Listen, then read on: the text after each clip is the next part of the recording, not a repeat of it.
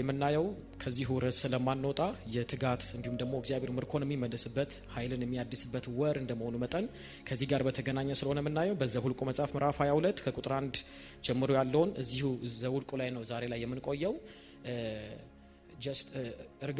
እርግማን በእግዚአብሔር በተወደዱት በአማኞች በቅዱሳን በክርስቶስ ኢየሱስ በማመን ከእግዚአብሔር በተወለዱ ልጆች ላይ እርግማን እንደማይሰራ ቤተክርስቲያን ታምናለች። ደግሞም እንደዛም ነው ብለን ነው የምናስተምረው። ነገር ግን እርግማን አይሰራም። አዎ እሺ፣ ግን ታዲያ ሲሰራስ ደግሞ የምናያቸው ሰዎች ረጅም ዓመት በእግዚአብሔር ቤት ተቀምጠው በልዩ ልዩ አቅጣጫ እርግማን፣ መዋርቶች፣ አስማቶች በእግዚአብሔር ሰዎች ላይ በእግዚአብሔር ልጆች ላይ ደግሞ አንዳንዴ ሀፕን ሲሆን እናያለን። ቸርች ውስጥም እንደዚሁ ሲገለጥ እናያለን። ህይወታቸው ላይ ምልክቶችን እናያለን። እናስ ያ ምንድነው ለሚለው ዛሬና የሚቀጥሉ ሳምንቶች መልስን እሰጣለሁ ብዬ አምናለሁ። እና ስለዚህ በእግዚአብሔር ቃል ነው የምናየው። እግዚአብሔር አምላክ በረዳን አቅም ዛሬም ለ30 ደቂቃ ነው ከኔ ጋር አብረን በእግዚአብሔር ቃል እናሳልፈው። ከዛ እንጸልያለን እና ይሄን ሲገባን የበለጠ ለመበርታት ለመትጋት አቅም፣ ኃይል፣ ጉልበት እናገኛለን ብለን ስለምናምን ነው ይሄን ማሳያችሁ። ዛሬ ላይ ጀምረዋለሁ እንጂ የሚቀጥሉ ሳምንቶች ቀጥሎ ደግሞ ወደ ዋናው ጉዳይ እንገባለን። በርግጥ ዛሬም ዋናው አንድ ክፍል ነው ዛሬ ማሳያችሁ። ፓርት 2 ሁለተኛው ሶስተኛው ክፍሎች በቀጣይ እንገባለን። እስከ አዲስ ኪዳን ድረስ እንመጣለን፣ እስከ ኢየሱስ ክርስቶስ እንመጣለን። ዛሬ ግን እርግማን እስራኤሎችን ወይ ደግሞ በእግዚአብሔር የተወደዱና የተመረጡትን ለርስቱ የተለዩ ወገኖች ቅዱስ ሕዝብ ተደርገው የተመረጡትን የእግዚአብሔር ሕዝቦች በምድረ በዳ የተስፋ ቃላቸውን እንዳይወርሱና በምድረ በዳ እንዲዘገዩ እንዲቆዩ ያደረጋቸው ምንድን ነው? የበለዓም በዛ ዘመን ታዋቂ የነበረው በለዓም የሱ እርግማን ነው ወይንስ ደግሞ በምድረ በዳ እንዲቀሩ ያደረጋቸው አለመታዘዛቸው ነው? የዕብራውያን ጸሐፊ ሲነግረን በሁለተኛው ምዕራፍም እንዲሁም በአራተኛው ምዕራፍ ላይ ሲነግረን አብዛኞቹ በምድረ በዳ ወድቀዋልና ምክንያቱም አልታዘዙም፣ ወድቀው ቀርተዋል። በምድረ በዳ ተስፋ ቃላቸውን ሳይወርሱ ከተነገራቸው ነገር ቀርተዋል ይልና ነገር ግን ከምድረ በዳ ሳይወጡ የተስፋ ቃላቸውን ሳይወርሱ በምድረ በዳ እንዲወድቁ ያደረጋቸው የታላቁ የበለዓም እርግማን ነው አይደለም የሚነግረን አላመኑምና ይላል። ሌላ ቦታ ደግሞ እዛው ዕብራውያን ላይ አልታዘዙምና ይላል። የቆሮንቶስም ጸሐፊ ሐዋርያው ቅዱስ ጳውሎስ ሲነግረን እነርሱ ያደረጉትን ሁሉ ለትምህርታችን ተጽፏልና እነርሱ እንዳጉረመረሙት እንዳናጉረመርም ይላል። ምክንያቱም እነሱ አጉረመርመው ከነርሱ በሺዎች የሚቆጠሩ በምድረ በዳ በእባብ ተነድፈው ሞተዋል። ስለዚህ በምድረ በዳ በእባብ እንዲነደፉ እንዲቀሩ እንዲዘገዩ ያደረጋቸው የበለዓም እርግማን ሳይሆን አለመታዘዛቸው እንደሆነና ማጉረመረማቸው ሌሎች ነገሮቻቸውም እንደሆነ ሁሉ ጣዖት ማምለካቸው ከኪዳን መውጣታቸው አብረን እንደሆነ እናየዋለን። በጣም የበለጠ አፕግሬድ ነው የምናደርገው ይሄ ነገር ሲገባን ብዬ ስለማምን ቀጥሎ ዛሬ እሱን ነው የምናየው። እና ይሄ የእርግማን ኃይል ራሱ ኦሪጂናል እርግማን በራሱ ይሰራል። ኃይል አለው፣ አቅም አለው፣ በራሱ ይሰራል። እርግማን ስለሚሰራም ነው ሰርቶ የምናየው። ሀገር ላይ፣ መንግስት ላይ፣ ህዝብ ላይ፣ ቤተ ክርስቲያን ላይ፣ አገልጋዮች ላይ፣ ምእመናን ላይ፣ የማያምኑ ሰዎች ላይ ዋሬቨር ላይም ሊሰራ ይችላል። ሆኖም እናውቀዋለን። ነገር ግን ደግሞ ምን አይነት ሰዎች ላይ ነው የማይሰራው? የሚሰራውስ ምን አይነት ሰዎች ላይ ነው የሚለውን ሁሉ መልስ የምናገኝበትና ቀጣይ የኛ ህይወት አሁን ካለበት የሚጨምርበትን የእግዚአብሔርን ቃል እውነት ይዤ ስለመጣው እስቲ አብረን እንገልጣለን። ምዕራፍ 22 ዘኍልቍ መጽሐፍ ከቁጥር 1 ጀምሮ አብረን እናያለን። ብዙ ጊዜ መናፍስታዊ ዓለም ላይ የሚንቀሳቀሱ አካላቶች ምን አይነት ሰዎች ላይ ነው የሚረግሙት እርግማን ቃል የሚናገሩት የሚለውንም በተመሳሳይ ነው የምናየው። አብረን ነው የምናየው። ለምንድን ነው የሚደረገውስ እንዲህ አይነት ነገሮች የሚደረጉት ብለን እናያለን። ምክንያቱም ዓለማችን የተመሰረተው በሁለት ዓለም ላይ ስለሆነ ነው። መንፈሳዊ ዓለምና እንዲሁም ደግሞ ምድራዊው ዓለም። መንፈሳዊው ደግሞ ዓለም በሁለት ይከፈላል። የእግዚአብሔር ወይ ደግሞ የብርሃን ዓለም መንግስት አለ። ይህንን ጳውሎስ ሲነግረን ከጨለማ ወደ ልጁ ፍቅር መንግስት ወደ ብርሃን መንግስት አፈለሰን ይላል።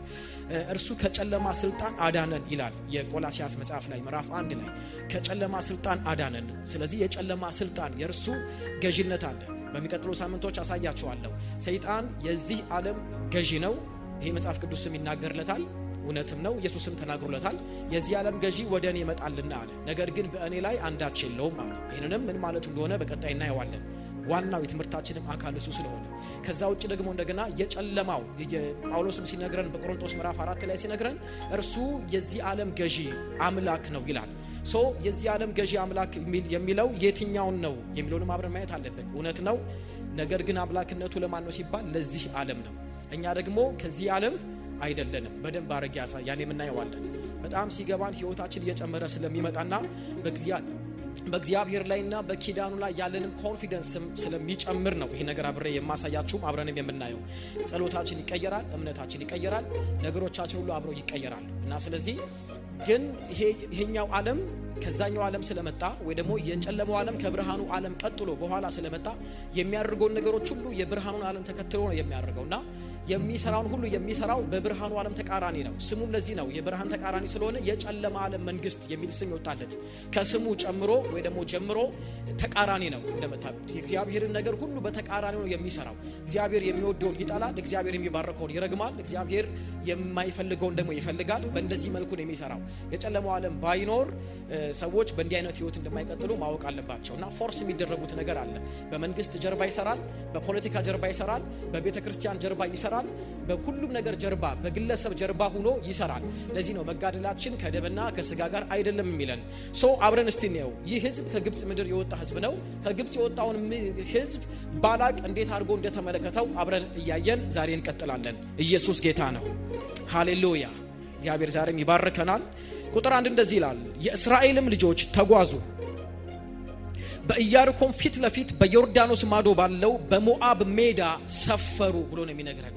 የእስራኤልም ልጆች ተጓዙ ይልና በኢያሪኮ ፊት ለፊት በዮርዳኖስ ማዶ ባለው በሞዓብ ሜዳ ሰፈሩ። ኢየሱስ ጌታ ነው። የእስራኤል ልጆች ተጓዙ ብሎ ነው የዘኍልቍ መጽሐፍ ላይ ገና ምዕራፉን ሲጀምር የሚነግረን። ተጓዙ ማለትም ጉዞ አላቆሙም፣ ጉዞአቸውን ቀጥለዋል እና አሁንም እየተጓዙ ነው። ተግዳሮት አለ፣ ችግሩ አለ፣ ጠላቶችም አሉ በዙሪያቸው፣ ግን ህዝቡ እየተጓዘ ነው። እስቲ መጓዜን አላቋርጥም በሉ። አሁን ድምጻችሁ እንደ ጀግና እንደ ጎበዝ አብረን እንቀጥላለን። እስቲ መጓዜን እቀጥላለሁ እንበል። ህዝቡ እየቀጠለ ነው። የእስራኤልም ልጆች ተጓዙ ይላል። በቃ ጀስት እየደረመሱ እየጠረመሱ ከእግዚአብሔር ጋር ሆነው እያሸነፉ በዙሪያቸው ያለውን ሁሉ ቅጥር እያፈረሱ ህዝቡ እየተጓዘ ነው።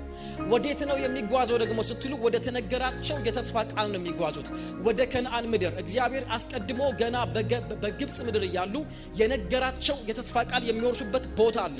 ወደዛ ነው የሚጓዙት። የእስራኤል ህዝብ ተጓዙ። ድርሻ አላቸው፣ ዳርቻ አላቸው፣ የሚወርሱበት መዳረሻ አላቸው። ወደዛ ሲጓዙ እንዳይደርሱ፣ እንዳይጓዙ፣ እንዳይቀጥሉ የሚያደርግ ደግሞ ተግዳሮቶች አሉ፣ ችግሮች አሉ፣ ብዙ ልዩ አይነት ውጊያዎች አሉ።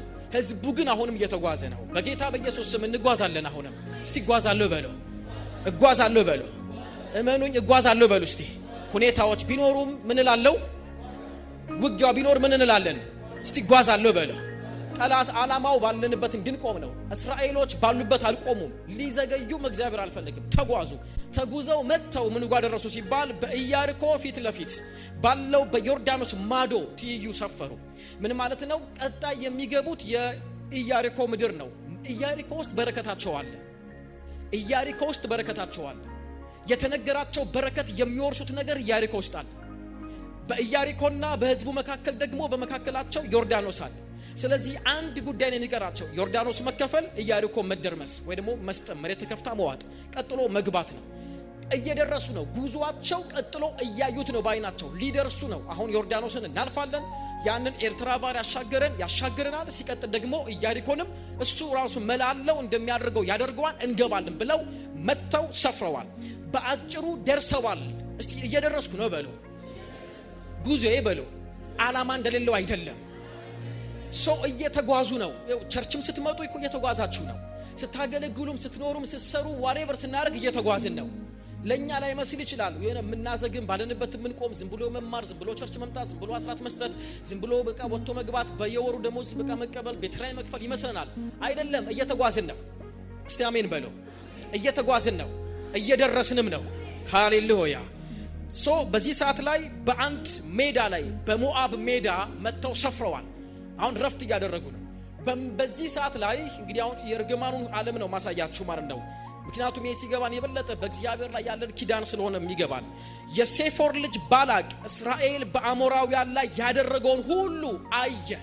which is አሁን ያሉበት ቦታ ከመምጣታቸውና ከመድረሳቸው በፊት አስቀድመው እስራኤላውያኖች በአሞራውያን ላይ ወይ ደግሞ በሌሎች የአሕዛብ መንግስታቶች ከትንንሹ እስከ ትልልቁ ባሉት የአሕዛብ መንግስታቶች ላይ ያደረገውን የእስራኤል ሕዝብ ያደረገውን ሁሉ አጠና፣ ሪሰርች አደረገ፣ ጠየቀ፣ አስጠየቀ። በደንብ አድርጎ ቼክ ሲያደርግ እስራኤል በመጣችበት መንገድ ሁሉ አልተሸነፈችም። ለካስ የአሕዛብንና የአሞራውያንን መንገድና መንግስት እየሰበሩ እስቲ አሜን በሉ እየጣሱ እያሸነፉ እየመጡ ነው። ድል እየነሱ ነው የመጡት። ሲታዩ በምድራዊ ወይ በስጋዊ ዓለም ሲታዩ ደካሞች ናቸው። ፀሐይ አለ፣ መከራው አለ፣ እባቡ አለ። ምድረ በዳ ስለሆነ የሚፈልጉትን ምግብ እንኳን እየበሉ አይደለም። በአስፈላጊ ሁኔታ እንኳን የሚያጠራቅሙት ገንዘብ የላቸውም። ምግባቸው የዕለት ነው። ዛሬ በልተው ነገ እንደገና ይጠብቃሉ በእምነትና በተስፋ። በምድረ በዳ ውስጥ ናቸው ያሉት። የሚያስፈልጋቸው አስፈላጊ ኒዶች አልተሟሉ። ሲታዩ ደክመዋል። ሙቀት አለ። የሴርን ተራራና በረሃውን ሲታዩት በጣም ከባድ ነው። ዱባይን ውት በአጠቃላይ አረብ ሀገሮችን እዩዋቸው፣ ኢራቅ ኢራንን እዩዋቸው፣ የእስራኤልን ምድረ በዳ እዩዋቸው ምን ያህል ከባድ በረሃ እንደሆነ። ሲታዩ ደካሞች ይመስላሉ፣ ግን በዛ ውስጥ ያሉ ሰዎቹ ለካስ አሸናፊዎች ደግሞ ናቸው። ለካ ድል እየነሱ ነው የሚሄዱት። ሲታዩ ደካሞች ናቸው፣ ነገር ግን ወደፊት ሲጓዙ ያሸነፉ ነው የሚጓዙት። ያደረጉትን ሁሉ እስራኤል ያደረገውን በእነኚህ በአሞራውያን ሀገሮች ላይ ያደረገውን ሁሉ አየ፣ ሰማ። ሲሰማ ከግብጽ የወጣ ህዝብ ነው። እግዚአብሔር በግብጽ ምድር ላይ ያደረገላቸውን ተአምራት አጠና። እግዚአብሔር እንዴት አድርጎ ያንን ትልቅ የኤርትራን ባህር እንደ ግድግዳ እንዳቆመላቸው 10 አይነት መቅሰፍቶችንና የእግዚአብሔርን ቁጣዎች በግብጻውያን ላይ በዛ ትዕቢተኛ በሆነው ፈርዖን ላይ እንዴት እንዳመጣባቸው፣ እንዴት እግዚአብሔር ጀግና አድርጓቸው፣ ብርቱ አድርጓቸው፣ ደካሞችን እንዴት እንዳወጣቸው፣ እንደተዋጋላቸው፣ እንዳሸነፈላቸው፣ የማይሸነፈውን ንጉስ እንዳሸነፈላቸው አዩ። አሁን የሞዓብ ንጉስ ባላቅ አጠና። እያንዳንዱ የአሞራውያንን የአጋግን መንግስታትና የአሕዛቦችን ነገስታቶች ሁሉ እንዴት እያሸነፉ እንደመጡ እጆቻቸውን ሲያነሱ ኢያሱ እያሸነፈ ድል እየነሱ ምድረ በዳው ላይ እግዚአብሔር እየመራቸው። ሲታይ የራሳቸው ፋብሪካ የላቸውም፣ ካምፓኒ የላቸውም፣ የምግብ ማስቀመጫ ጎተራ የላቸውም፣ ግን ሰዎቹ ለትለት ይበላሉ። የልብስ ማከፋፊያ ማሽን የላቸውም፣ ግን ልብሳቸው በላያቸው ላይ አያረጅም። ጫማ ቤት የላቸውም፣ ጫማቸው ተበጥሶ አርጅቶ አያቅም። ጫማ እግራቸው ላይ አለ፣ ህይወት እጃቸው ላይ አለ። ከእግዚአብሔር ጋር ናቸው። እንዴት ነው በዚህ ፀሐይ ውስጥ ያልጠቀሩ ሲባል እግዚአብሔር አምላክ ፀሐዩን ከለለላቸው። በጨለማ እንዴት ነው ያልተሸነፉ ሲባል ብርሃን አድርጎላቸው። ቀን ቀን ደመና ማታ ማታ እሳት እያደረገ ህዝቡን እየመራ እያሻገረ እግዚአብሔር ጠብቆት ተራና ደካማ የሚመስለውን ስለ አባቶቻቸው ኪዳን ብሎ እግዚአብሔር ህዝቡን ባርኮ ከሚናደፈው እባብ እየጠበቃቸው ከጠላቶቻቸው ሁሉ ማስፈራትና ግርማ ሞገስ ሆኖላቸው የሰራላቸውን ሁሉ አየ። ኢየሱስ ያድናል። አየና ደነገጠ። ህዝቡ ታሪክ አለው። ቼክ ሲያረግ ሰው ባለ ታሪክ ነው። ቼክ ሲያረግ ብዙ ታምራቶች እግዚአብሔር በህይወታቸው አድርጎላቸዋል። ብዙ ድንቅና ታምራቶች ህይወታቸው ላይ ተሰርተዋል። ትላንትናቸው ሲናገር እግዚአብሔር አብሯቸው ነው። ይበልጧቸዋል በኑሮ። ባላቅ የሚባለው ንጉስ የራሱ ቴሪቶሪ አለው፣ ንጉስ ነው፣ ህዝብ አለው፣ መንግስት ነው፣ ጦር አለው፣ ወታደሮች አሉት። ይሄ ደግሞ ንጉስ የለውም፣ ቅጥር የለውም፣ ምድረ በዳን ያለው ጦር የለውም፣ የጦር መሳሪያ የለውም። ከግብጽ ምድር ሲወጣ የወጣው ባልዲ ይዞ ነው የወጣው፣ ምግብ ይዞ ነው የወጣው። ግፋቢል ይዞት የወጡት ሌላ ጉዳይ ቢኖር የማምለኪያ ከበሮ ነው እነ ማርያም ይዞ የወጡት። ከዚህ ውጭ የላቸውም ሰዎቹ። ባቸዋል ፈርዖን ገሏል። ያሉትም ወጣቶች ገና እያደጉ ነው፣ ልጆች ናቸው፣ ከ19 ዓመት በታች ናቸው። በእንዲህ አይነት እንኳን የሚያስፈራ ያልሆነው ህዝብ ላይ ታሪካቸውን ሲያይ ቀላል አልነበረምና በለዓም ማነው ባላቅ ደነገጠ፣ ፈራ። ኢየሱስ ያድናል። ይሄን ህዝብ አለ እያሸነፈን የመጣው አለ አሁን ደግሞ እኔን ሊያሸንፈኝ ቀጠሮ ፕሮግራም አድርጓል። ከነሱ መካከል እንደ አንዱ ለመሆን እኔም በቃ ገብቶኛል አለ። ስለዚህ ማስቆም አለብኝ የሚል ቃል ወጣ። በጌታ በኢየሱስ ስም ትጓዛላችሁ፣ እንጓዛለን። እስቲ እጓዛለሁ በሉ፣ እጓዛለሁ በሉ። እስቲ እያሸነፍኩ እጓዛለሁ በሉ። ድል እየነሳው እጓዛለሁ በሉ። በጌታ በኢየሱስ ስም እንጓዛለን። ከአምላካችን ጋር እንጓዛለን። እስከ ተነገረን እንጓዛለን። ወደ እግዚአብሔር ተራራ እንጓዛለን። ድል እየነሳን እንጓዛለን። እያሸነፍን እንጓዛለን። እያስደነገጥን እንጓዛለን። በምንገባበት ሁሉ እግዚአብሔር አብሮን ይሆናል። እያሸነፍክ ትቀጥላለህ። በምድራዊ ነገር ይብለጡ፣ በቤት ይብለጡ፣ በመኪና ይብለጡ፣ በቢዝነስ ይብለጡን፣ በደሞዝ ይብለጡን፣ በኑሮ ይብለጡን፣ በሚታይ ነገር ይብለጡን፣ በአምላካችን እንበልጣቸዋለን። በትምህርት ይብለጡን፣ በእግዚአብሔር ዕውቀት እንበልጣቸዋለን። ከእግዚአብሔር ጋር በመሆን እንበልጣቸዋለን። ፕሬዘንሱ ከኛ ጋር ነው፣ በዚህ እንበልጣለን። በብርታት ይብለጡን፣ በሚታይ ነገር ይብለጡን፣ ነገር ግን በኪዳን እንበልጣቸዋለን። ጨዋቸው አሜን በሉ፣ አጨብጭቡ ለዚህ ጌታ። ትበልጣለህ። እያሸነፍክን የመጣው ደካማ ነኝ በላንተ ብርቱ አይደለም የለውም ኃይል የለኝም አቅም የለኝም በል አጉረምርምም ፍራም ተስፋ ቁረጡም ተጨነቁም ደሞዝ ይሄንን ያልነው በሉ ብዙዎቹ ጥለው ሄዱ በሉ እነኛ ሁሉ ግን ሲያዩዋችሁ ይደነግጣሉ እንዴት ኖሩ ባላቅ የሚለው ይሄንን ነው ሲታዩ ሲያጠኑ ፋብሪካ የላቸውም የምግብ ብስኩት ፋብሪካ የላቸውም ፓስታ ቤት የፓስታ ፋብሪካ የላቸውም የምግብ መጋዘን የላቸው ሰዎቹ ግን ይበላሉ ይጠጣሉ ይኖራሉ እንዴት ነው የሚኖሩት አላላችሁም እንዴት ነው የሚቀጥሉት ከየት ነው የሚያመጡት ያስደነግጣል ይሄ ህዝብ አምላክ አብሮት ያለ ህዝብ ክብር ለኢየሱስ ይሁን ባላቅ ደነገጠ እንዲህ ይላል ብዙም ነበረና ሞዓብ ከህዝቡ እጅግ ፈራ ከእስራኤልም ልጆች የተነሳ ሞዓብ ደነገጠ ሞዓብም የምድያምን ሽማግሌዎች በሬ የለመለመውን ሳር እንደሚጨርስ ይህ ጭፍራ በዙሪያችን ያለውን ሁሉ ይጨርሳል አላቸው በሬ የለመለመውን ሳር ለመጨረስ እንደማይቸገሩሉ በቀላሉ እየጨረሰው እየጋጠው እየበላ ቦታውን ሜዳ ያያረገው የቀረው ለመጨረስ ያየ ያይቀረኛል ይሄኛው ይቀረኛል በዚህ በኩል ይቀረኛል ይሄን ጨርሻለሁ ወደ ኋላ ሲዞር ያን የለመለመውን ሁሉ ጨርሶን የመጣው ቀጣይ ለመጨረስ ፕሮግራም ያያረገ እንደሚሄድ አንድ በሬ ልክ እንደዚሁ የቀረነውን ደግሞኛ ሊጨርሰን መጥቷል ጠላትኛ እንደዚህ ነው የሚያየን አሜን በሉ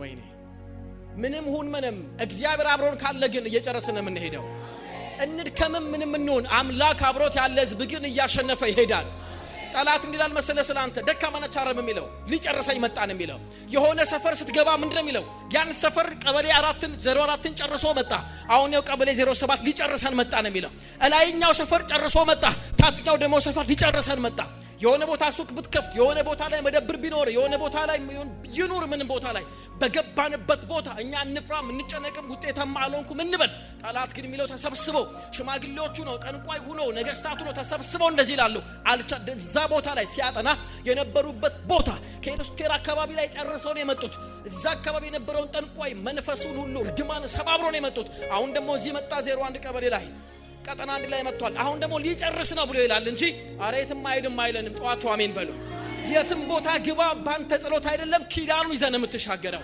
እስቲ ጨርሳለሁ በሉ አሸንፈዋለሁ በሉ ሻኪናስ ራጃካቶዶ ቦኖሞስ ይሄ ርስታችን ነው አጨብጭቡ ለዚህ ጌታ አጨብጭቡ የሚያስደነግጥ ህዝብ ብርቱ ህዝብ እግዚአብሔር ብርቱ አብሮት ያለ የሚረዳው የሚያግዘው ንጉስ ሆኖ ህዝብና መንግስት ያለው ህዝብ ያለው ጦር ያለው ይሄ ሁሉ ነገር የሌለውን ህዝብ ፈራው ደነገጠ in the mighty name of Jesus malajinas bradianto shekedia fana marabadiana mas jalatuna mira vina moro jolo bodiana magadiana mo sheves in the mighty name of Jesus ሰብሮ የሚያስከድ ቅባት መጥቷል በገባችሁበት ሁሉ ሰብራችሁ ነው የምትሄዱት በሄዳችሁበት ሁሉ በገባንበት ሁሉ ሰብረን ነው የምንሄደው ቀይሮ ይሄው አሁን የኃይል መታጠቅ አይደለ ወር ኃይል ማደስ አይደለ እንግዲያውስ እንደዛ አስብ ምን ነው ይሄ ሰፈር አልተስማማኝም ብቻ እንዳንል ምን ነው ይሄ ህይወት ምን ነው የጀመርኩት ነገር ብቻ እንበል ጌታን ነምላችሁ እግዚአብሔር ያግዘናል መናፍስታው ዓለም እና ባላቅ ይደነግጣሉ ምንም ነገር ጀምሩ ይደነግጣሉ ይርበደበዳሉ ሃሌሉያ ቀጥሮ እንደዚህ ነው የሆነው እንደሚጨርስ በሬ የለመለመውን ሳር እንደሚጨርስ ይህ ጭፍራ በዙሪያችን ያለውን ሁሉ ይጨርሳል አላቸው በዚያን ጊዜም የሴፎር ልጅ ባላቅ የሞዓብ ንጉስ ነበር ይላችሁና አንድ ሰው አለ በዘመኑ በጣም ታዋቂና ጎበዝ ጀግና የሚባል የሚረግመው የሚረገምለት የሚመርቀው የሚመረቅለት የሚናገረው ሁሉ የሚሆንለት በተለያየ ቦታ ብዙ ነገስታቶች በመንግስት ደረጃ እየጠሩ የሚያስመርቁት የሚያስረግሙት አንድ ጎበዝ ተራጋሚ አለ ብሉይ ኪዳን አልፎ አዲስ ኪዳን የገባ እርግማኑ ሳይሆን ትምርቱ አልፎ የተሻገረ ሰው አለ ስሙ በለዓም ይባላል ሌላ ቀን ስለዚህ ሰው አወራቸዋለሁ ሌላም ታሪክ ስላለው ሰውየው ይህን በለዓም ላከበት ይሰው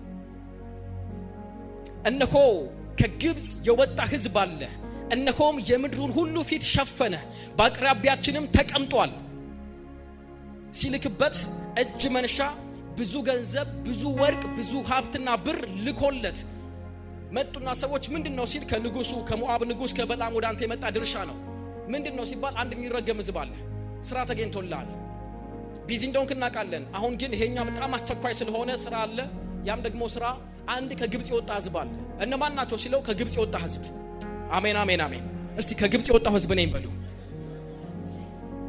ወገኖች ከኔ ጋር ናቸው አይደል እስቲ ከዓለም የወጣው ህዝብ ነኝ በሉ ተጠርቼ የወጣው ነኝ በለው በጌታ በኢየሱስ።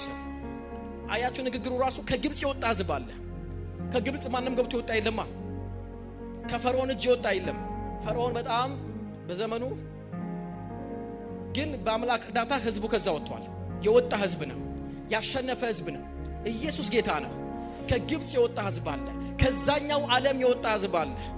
አዎ ከዛኛው የወጣ አሁን ላይ ግን መጥቶ የሚያሸንፍ ከግብጽ ምድር የወጣ ህዝብ አለ። እዚህ ጉባኤ ውስጥ ከዓለም የወጣ ህዝብ አለ። ከሱስ የወጣ ህዝብ አለ። ከጥንቆላው ዓለም የወጣ ህዝብ አለ። ያኛው ዓለም ያሰቃየው ሰይጣን ባሪያ ያደረገው አሁን ደግሞ እግዚአብሔር ልጁ ያደረገው ህዝብ እዚህ አለ። ከጨለማ ዓለም የወጣ ህዝብ አለ። አስደንጋጭ ህዝብ አለ። በርከክ ቢል የዓለምን ስርዓት የሚቀይር የጸሎቱ ኃይል የሚሰራለት ህዝብ በዚህ አለ። ስለራሳቸው አጨብጭቡ። ሃሌሉያ! እግዚአብሔር ልጆች እዚህ አሉ። ከግብጽ የወጣ ህዝብ ከግብጽ የወጣው ነኝ። ከዓለም የወጣን ነን። ከጥንቆላ ዓለም ከምንካድምበት የወጣን፣ ከዘፈን ዓለም የወጣን፣ ከዱርዬ ዓለም የወጡ ሰዎች አሉ። መንግስት ከሚፈልጋቸው ቦታ እግዚአብሔር ያወጣቸው ልጆች አሉ። ተስፋ ቆርጠው ራሳቸውን ሊያጠፉ የነበሩ ህዝቦች፣ ደካማ ከነበሩበት ቦታ እግዚአብሔር ያወጣው ሰብስቦ በዚህ ቤት ያመጣቸው ህዝቦች አሉ። አሁንም አለው ይህ ህዝብ የምድሩን ሁሉ ፊት ሸፍኗል ከዚህ በፊት። አሁንም ደግሞ አለው በአቅራቢያችንም ተቀምጧል። አሁን ደግሞ እኛ ሊጨርሰን ነው። አሁን ራሳችን እንግዲህ በብሉይ ኪዳን እንደዛ ከሆነ አሁን በክርስቶስ ደግሞ ኪዳን አስቡት እንዴት እንደሆነ። ይህ ህዝብ ከኔ ይበልጣልና ልወጋቸውና ከምድሪቱ ላሳደዳቸው እችል እንደሆነ እባክህ ና ርገምልኝ። ና እኔ በጦርነት በፍጹም። ምክንያቱም ፈርዖን ያልቻለው፣ አሞናውያን ያልቻሉት፣ ሙናማውያን ያልቻሉት፣ አሞራውያን ያልቻሉት እኔም ልችለው አልችልም። ሌላ ሚስጥር አለው። እንዲያሸንፉ የሚያረጋቸው የሆነ ነገር ስላለ በመጀመሪያ በመንፈሱ ዓለም ካሸነፍክልኝ በዚህኛው ዓለም በጦርነት ማሸነፍ ስለማያቅተኝ ናና አርገምልኝ አለ። ከኔ ይበልጣል አለ። እናንተ ቤት ተቀምጣችሁ ቤት ተቀምጠን እነሱ በእንትን ከኛ ይበልጣሉ እንላለን አይደለም? እነሱ ደግሞ ምንድነው የሚሉት? ከኛ ይበልጣል። አዎ በመናምን ይብለጡን፣ ነገር ግን ጥላት እንዲህ የሚለው ከኔ ትበልጣለች። እነሱ ብዙ ቦታ ብራንች አላቸው እኮ ገና የኛ ትንሽ ነች። ምንድነው የሚሉት ግን? ከኔ ይበልጣል። በጌታ በኢየሱስ እንዴት የታደልኩ ህዝብ ነኝ በሉ እስቲ። እንዴት የታደልኩኝ ነኝ። ጠላት እንዴት እንደሚያስባስ እኛ ደግሞ ራሳችንን እንዴት እንደምናዩት። ከኔ ይበልጣል። እስቲ ይበልጣል በሉ። እኔ ይበልጣለሁ በሉ። እኔ ይበልጣለሁ በሉ እስቲ። እኔ ይበልጣለሁ በሉ። በክርስቶስ ይበልጣለሁ በሉ። ልወጋቸውና አለው ልወጋቸውና ከዛስ ከምድሪቱ ላሳድዳቸው እችል እንደሆነ ልወጋቸው፣ በጦርነት ላሸንፋቸው፣ ላስማረካቸው፣ እጅ ላሰጣቸውና ደግሞም ከምድሪቱ ላሳድዳቸው which is ከተስፋ ቃላቸው ከሚሄዱበት ጉዞ ላስተጓጉላቸው እችል እንደሆነ፣ ላዘገያቸው እችል እንደሆነ፣ ካስቀመጡት ግብና ፕላን ላስቆማቸው እችል እንደሆነ፣ ካደረጉት ከየትኛውም አይነት ከጀመሩት እንቅስቃሴ ላስቆማቸው እችል እንደሆነ ና ርገምልኝ። አንተ የምትመርቀው ምሩቅ የምትረግመው ርጉም እንደሆነ አውቃለሁ። ናና አሸንፋቸው። በዛኛው ዓለም የርግማን ቃል ተናገርባቸው። ወንድሞቼ የጨለማ ዓለም ወይ ደግሞ በጥንቆላና በአስማት በመተትና በርግማን ዓለም ሰዎች የሚሄዱት ማንኛውም ሰው ላይ አይደለም። ማንኛውም ሰው ላይ አይደለም። የትኛውንም አይነት ሰው ተነስቶ ሰው በሰው ላይ አይጠነቁልም። በመጀመሪያ ያን ከማድረጉ በፊት የሚፈራበት፣ የሚጨነቅበት፣ የሚደነግጥበት፣ የሚሰጋበት ነገር ከሌለ በስተቀር ባላቅ ፈርቷል። ሊጨርሰኝ ነው አለ። ሊሸፍነኝ ነው። ለማስደገምና ረጋሚ ቤቱ ገንዘብ ስላለው እሱ ረጋሚ ጋር አይሄድም። እንዲህ የሚያደርጉት ዛሬም የዘመኑ ሰዎች ባለሀብቶች ቤታቸው ነው የሚያስመጡት። በስነ ስርዓት መሰዊያዎቻቸውን የሚያስፈልጉትን የጥንቆላ ዓለም ማቴሪያሎችን ያኛውን ዓለም የሚጎሱበትን ማቴሪያሎች ሰብስበው የሀብታሙ ቤት ይመጣሉ። ቤት ሰጣቸዋል። እዛ ቁጭ ብለው ነው የሚያደርጉት እያደረጉ ከዛም በኋላ ያኔ ድግምት ስራ የሚሰሩት። ያንን ለማድረግ ዝም ብሎ አይደለም። በእስራኤላውያን ላይ የድግምት የርግማን ቃል እንዲወጣ ረጋሚ የቀጠረበት ባላቅ ለምንድነው ስትሉ ወደ ኋላ ታሪኩን ሲያየው እያሸነፈ የመጣ ህዝብ ስለሆነ ነው። አማኝ እያሸነፈ ድል እየነሳ ከአምላኩ ከእግዚአብሔር ጋር አብሮ ሆኖ ድል እየነሳ እየመጣ ከሆነ ነው ሰይጣን የሚፈራው። የሆነ ሰው ልበለጥ ነው የሷ ነገር ፍሎሪሽ ያደረገ ነው ብሎ ሲያስብ ነው የሷ ነገር እንዲዘጋ፣ እንዲበላሽ፣ እንዲደበዝዝ ጥንቆላ የሚሰራው። ስራ በሌለው ላይ፣ በማያሸንፍ ላይ፣ ውጤት በሌለው ላይ ኃይሉ ላይ አባክንም። ሰው ገንዘብ አውጥቶ ብር አውጥቶ አስብ፣ ወርቅና ብዙ ብር እንደው ምንድን ያለው የሆነ ሰዓት ላይ በቃ እግዚአብሔር እንዲረግማቸው አልፈቀደምና ከዚህ በላይ ምንም ማድረግ አልችልም ሲለው ራሱ ባላቅ ምን አለው? እኔ ያለው ላከብርህ ወድጄ ነበር አለ። አስባችሁታል? ምን ማለት ነው? የምትፈልገውን ቤት፣ መኪና፣ የምትፈልገውን የብርና ህይወትን የሚለውጥ ነገር ላከብርህ፣ ይሄ ነገር ቢሰራልኝ፣ ጥንቆላ ክርግማን ቢሰራልኝ ኖሮ ላከብርህ መጥቼ ነበር አለ። ሰው ይሄን ሁሉ ገንዘብ ዝም ብሎ ያወጣ ፈርቷቸዋል። ስለፈራቸው ነው ሊያስቆማቸው። ቆርቆሮ መሆኗ ትንሽ መሆኗ አይደለም ቸርቿ። ሲፈራ ብዙዎችን እየጨረሰች እንደምትመጣ የጸሎቷ፣ የአዳር ጸሎቷ፣ የመድረክ አገልግሎቷ፣ የልዩ አይነት ሰርቪሶቿ ሁሉ የጥንቆላን ዓለም የሚነቃቀል የጨለማን ዓለም የሚያፈራርስ መንግስቱን የሚደረማምስ የእግዚአብሔርን መንግስት የሚያፈርስ እንደሆነ ሲያውቁ ነው በዛ ቸርች ላይ ሀብታሞችና ገንዘብ ያላቸው ጠንቋይና ረጋም የሚቀጥሩት። ያቺ ደሳሳ የምትመስሏ ቤት ላይ፣ ትንሽ የምትመስሏ ሱቅ ላይ፣ ትንሽ የሚመስለው ግለሰብ ተማሪ ላይ የሚፈራው አካል ሲኖር ነው የሚሰራበት። ወደ ኋላ ዞር ብሎ ሲመለከት ነው እያሸነፉ ስለመጣ ነው ዝና አርገምልኝ ብሎ ገንዘብ ያወጣው። ሰው ከድሬዳዋ ተነስቶ ሩቅ ሰሜን ሀገር፣ ምዕራብ ሀገር ብር ይዞ ዋጋ ከፍሎ ተሳፍሮ ቀን ቆርጦ እዛ የሚሄደው ምንድነው ሲባል ዝም ብሎ አይደለም። አንድ ሰው አንዲት እኮ ትንሽዬ ጴንጤ እኮ ስጋት ሆናበት ነው። አሜን። የሷ ሱቅ ቦታ ላይ እሷ ሱቅ ስለጀመረች የሷ በምትሄድበት ቦታ ላይ እንዳይሆንና እግዚአብሔር አብሯት ሁሉ የጨለመውን ዓለም በሷ ጸሎትና በሷ ቦታ በመኖሯ ብቻ ስላፈረሰ ኮና አንዳንዴ ሰው አስቀምጠው ወይ ዘግተው ለሳምንት ይሄዳሉ። ለምን ሲባል ሰግታባት ኮና። ኢየሱስ ያድናል። እስቲ እኔ ስጋቱ ነኝ በሉ። ቀላል እንዳይመስላችሁ። ባላቅ እስራኤል ታሪክ ባይኖረው እየተሸነፈ ዝም ብሎ ቢመጣ በሚገጥመው ጦርነቱ ልጅ የሚሰጥ ቢሆን ዝም ብሎ በሄደበት የሚሸነፍ ቢሆን አቅም ባይኖረው ስራ ባይኖረው አምላክ የሚዋጋለት ባይሆን ታሪክ ባይኖረው ባላቅ ለምን ይፈራል? የወረሰው ያሸነፈው ድል ያደረገው ነገር ባይኖር ለምን ይፈራዋል? ለምን ይፈራዋል? ለምን ይፈራዋል? ወጥቶ የሚገባ ጴንጤኮሎ ለምን ይፈራዋል? ልዩነት ከሌለው ከተመሳሰለ ለምን ይፈራዋል? እግዚአብሔር አብሮቱ ነው በፕሬዘንስ ካልተለየ በሚሄድበት ሁሉ ተጽዕኖ የሚፈጥር ድባብ የሚቀይር ጨለማውን ገፎ ብርሃን የሚያመጣ ካልሆነ ለምን ትፈራታለች? እሷን ለምን ለሷ ብቻ ለአንድ አባ ሴት ብላ ለምን ሩቅ አገር ትሄዳለች? ለምን ጠንቋ ጋር ሄዳ ለምን ረጋኔ ጋር ለምን ታስመጣበታለች? ለምን የሆነ ነገር ላይ አጸልየው አስደግሞ መጥቶ ለምን ነገር ለምን ያርከፈክፋል? አለ ወገኖቼ፣ ጠላት እንደዚህ ነው የሚያየን። ከዚህ በኋላም ደግሞ እንቀጥላለን። ከኔ ጋር ናችሁ ወይ? አያስፈልጋችሁም? ይሄ ነገር ኢየሱስ ያድናል። እንዲህ ልበላችሁ፣ ባላቅ ሊያስደግምባቸው ትልቅ የተባለው ጠንቋይ ላይ የሚያመጣው እንኳን ደስ አላቸው እነሱ። እንደዚህ አይነት ሰዎች ካላችሁ እንኳን ደስ አላችሁ፣ እንኳን ደስ አለን።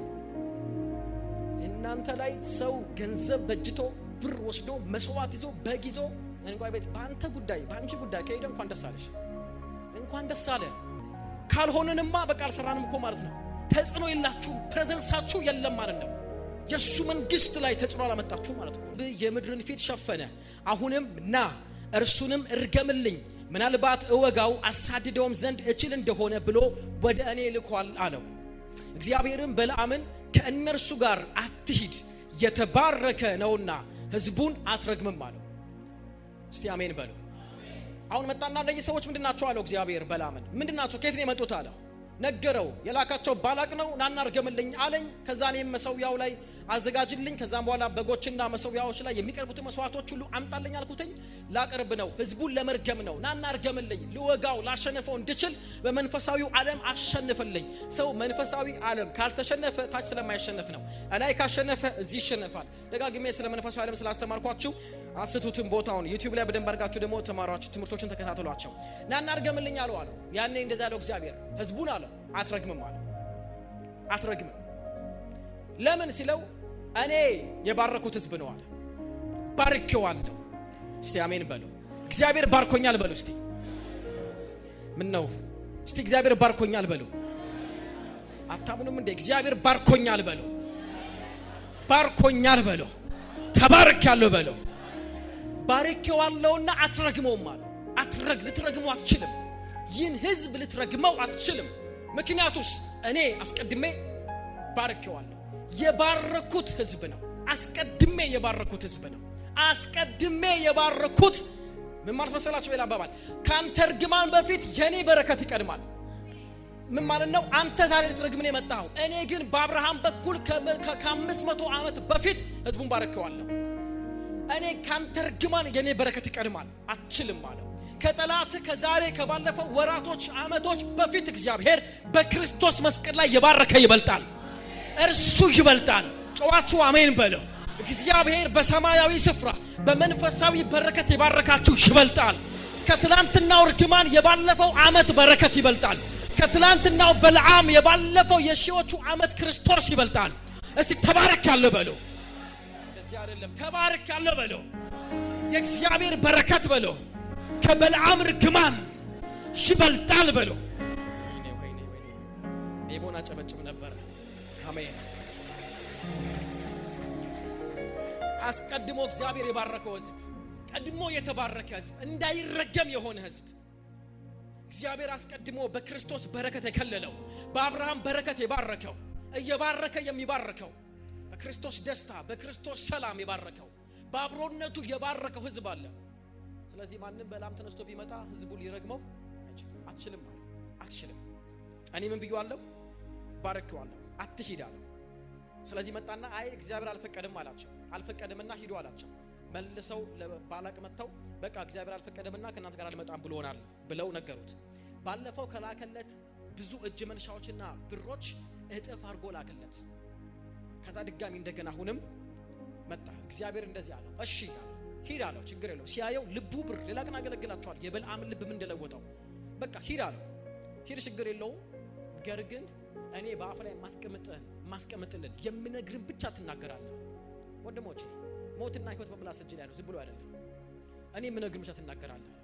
ለዚህ ነው እግዚአብሔር አሳልፎ እንዲሰጠን የማይፈልገው። ሙሴ እንደዛ ዘዳግም መጽሐፍ ላይ በልዓም ህዝቡን ረግሞ ነበር አለ። እግዚአብሔር ግን በጣም ነው ወደኝ ቃል ተራግሞ ነበር። ረጋሚው በልዓም መጥቶ ነበር አለ። እግዚአብሔር ግን አልሰማቸውም።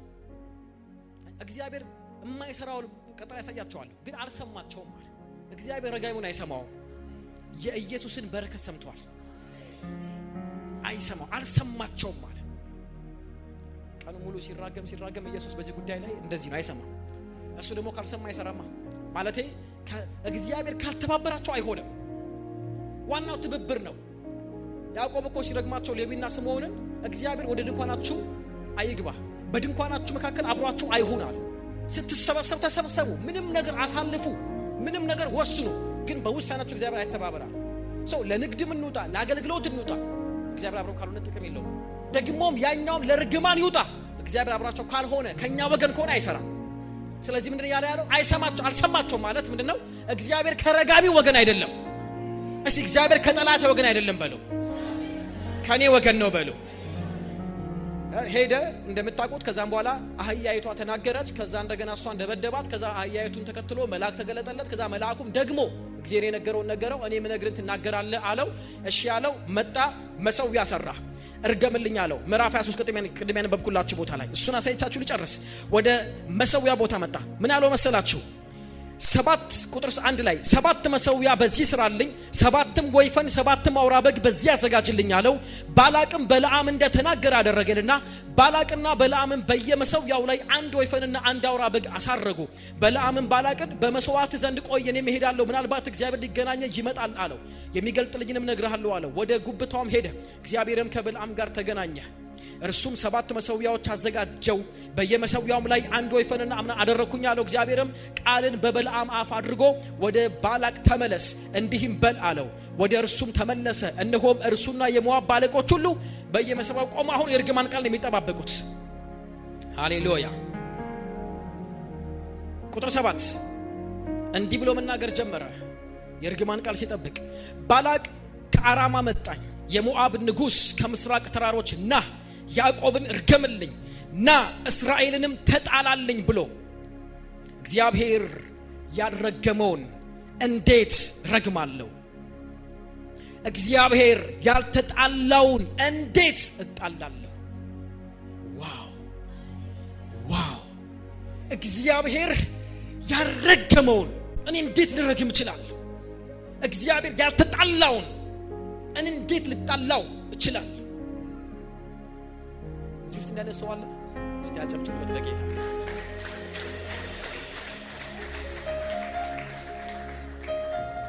እግዚአብሔር ያልተጣላው እግዚአብሔር ያረገመው ብዙ ተባዙ ብሎ የበረከት ቃል ያኔ የተናገረ አብርሃምን ጠራውና ባረከው።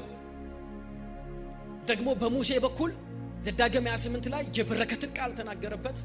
ከሁሉ ደግሞ የሚበልጠው በክርስቶስ በኩል ህዝቡን ባረከ። እግዚአብሔር ባርኮዋል። እስቲ እግዚአብሔር ባርኮኛል በለው። እሱ የባረከውን ሊረግም የሚችል የትኛውም ኃይል የለም በለው። እግዚአብሔር አልተጣላኝም በለው። በክርስቶስ ተታርቆኛል በለው።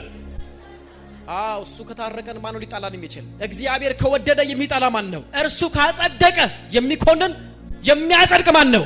የሚኮንንስ ማን ነው አለ። የሞተው ይልቁንም ከሙታን የተነሳው ስለ እነርሱ የሚማልደው በአብ ቀኝ የተቀመጠው ማን ነው? እርሱ ምን አላለኝም አለ። እርሱ አልተጣላችሁ ሳይ አለ። ህዝቡና እግዚአብሔር መካከል ጥል የለም አለ። እናንተ እግዚአብሔርና ህዝቡ መካከል ጥል እኮ የሌለው በወይፈን ደም ነው። በሙሴ በኩል በጽላትና በመልአክ በኩል ነው ጥል የሌለው። ያሁን እኮ ጥል የሌለው በመስቀል ላይ ጥልን ገድሎ ነው። ጳውሎስ እንደዛ ያለ ጥልን በመስቀል ገድሎ ሁለቱን አንድ አድርጎ ሊያስታርቃቸው መጣ አለ። ጥል በእግዚአብሔርና በእኛ መካከል ያለው ጥል ተገሏል፣ ሞቷል፣ ሊነሳ አይችልም። በቃ ሞቷል፣ አይነሳም፣ ድጋሚ አይጣላንም። ፊቱን ላይ ያዞርብን አንዴ በልጁ ላይ ፊቱን አዞሮበታል። እግዚአብሔር ይባረክ። እንዴት እጣለዋለሁ አለ። የመጀመሪያው መሰዊያ ላይ ጠርቶ ምንድን ነበር የተናገረው? እግዚአብሔር አልተጣለው እንድትጣላለሁ ካለ በኋላ በአምቦች ራስ ላይ ሆኜ አየዋለሁ አለ። ከፍ ብዬ ሳየው አለ፣ ህዝቡን ሳየው በኮረብቶችም ላይ ሆኜ እመለከተዋለሁ። እነሆ ብቻውን የሚቀመጥ ህዝብ ነው። ሌላው ቢመጣ አብሮት ይረብሸዋል እንጂ አይስማማው። ብቻውን የሚቀመጥ ህዝብ ነው። ብቻውን ሆኖ ግን እንደሚያስፈራ የአንበሳ መንጋ ነው። አሜን። ከጨለማ ጋር የማይደባለቅ ውሃ ከዘይት ጋር እንደማይደባለቅ አብሮ ከነሱ ዓለም ከዚህ ዓለም ስርዓት ጋር የማይደባለቅ የነሱ መንገድ የሱ መንገድ ያልሆነ ብቻውን የሚቀመጥ ህዝብ ነው። በአሕዛብም መካከል አይቆጠርም። የያዕቆብን ትቢያ ማን ይቆጥራል? ሩቅ ሆኖ ሲመለከተው ህዝቡ አሁን በበዛው ነው የምትገረመው አለው ለባላቅ። አሁን ህዝቡ በዛ ብለህ ነው የምትገረመው? ገና ማን ሊቆጥረው ይችላል? ገና እኮ ሊበዛ ነው ማለትም።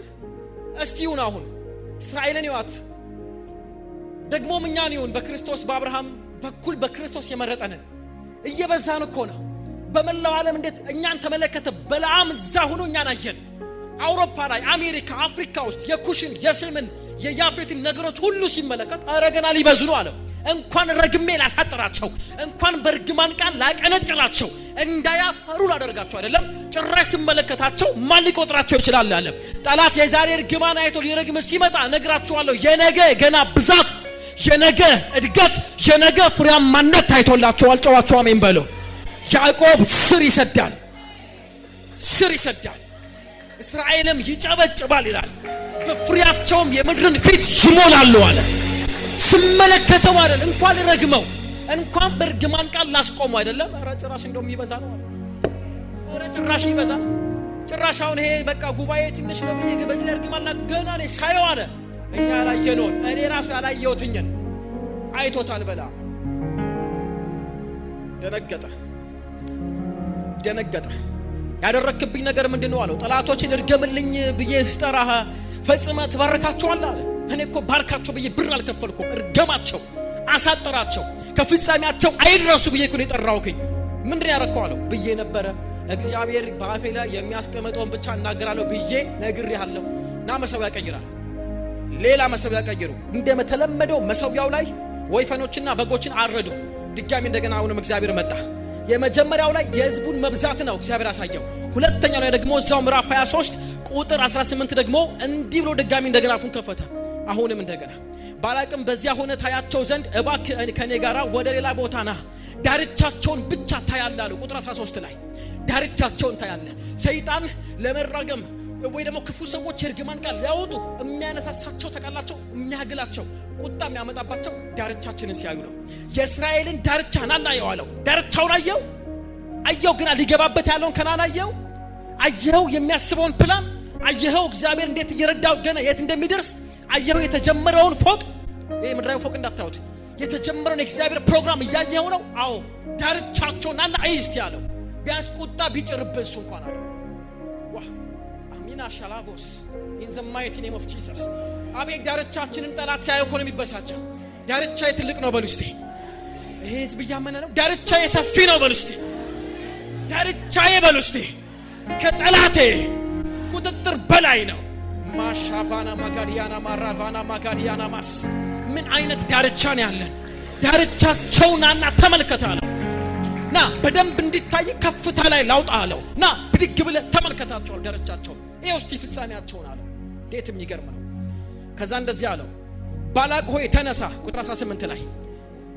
ስማ የሴፎር ልጅ ሆይ አድምጠኝ ቅድም መጀመሪያው መሰዊያ ላይ የመጀመሪያው ኮረብታ ላይ ያየሁት የህዝቡን መብዛት ነው አይደል አለው አዎ አለው አሁን ደግሞ እዚህ ጋር ሌላ ነገር ነው ማየው አለው ኮረብታ ስቀይር ተራራ ስቀይር አሁን ደግሞ የምመለከተው አለው ሰው ይባይዘው ነብይ ነው ስመለከት የምመለከተው ደግሞ አንተ አሁን ከእግዚአብሔር ከተናገራቸው ተስፋ ቃል እንዲዘገዩ የተናገራቸው እንዳይፈጸም ትንቢታዊ ቃላቸው አካል እንዳይለብስ እርገምልኝ ነው መተለኛ አይደል አዎ አለው አዎ እንዳይፈጸም አዎ በርግማን ቃል ቀይረው ሐሰትን ይናገር ዘንድ እግዚአብሔር ሰው አይደለም ይጸጸትም ዘንድ የሰው ልጅ አይደለም እርሱ ያለውን አያደርገውምን የተናገረውንስ አይፈጽመውምን በጌታ በኢየሱስ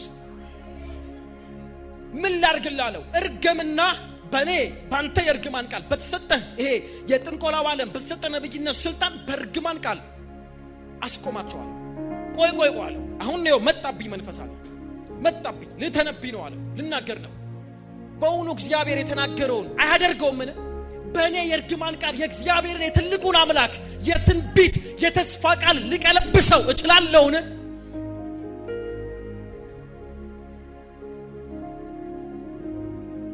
እግዚአብሔር የተናገረውን ይዋሽ ዘንድ ይጸጸትም ዘንድ እሱ ሰው ነው ወይኔ እኔ እኮ ልባርካችሁ ማርና ወተት የመታፈሰው ምድር ላወርሳችሁ ቃል ገብቼላችሁ ነበር አዎ ያው ለምስክር አሮንንና ሙሴን ልኬላችሁ ነበር አዎ ነገር ግን መንገድ ላይ ትንሽ ሲቀራችሁ በላም የሚባል ሰው መጣና በርግማኑ ቃል የኔን ቃል አሸንፎ የሱ ርግማን ከኔ ተስፋ ቃል ትንቢት በልጦ በቃ እሱ ተራገመ ረገማችሁ ማውረስ አልቻልኩኝም የሚል ይመስላል ወይ አለ